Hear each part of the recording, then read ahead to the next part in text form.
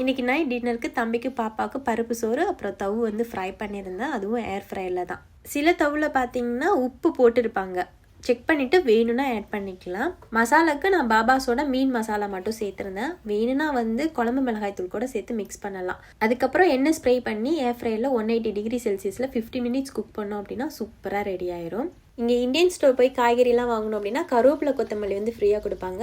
புதினா வேணும்னா காசு கொடுத்து தான் வாங்கணும். இந்த வாரம் கொடுத்ததில் நிறைய மீதமாயிருச்சு.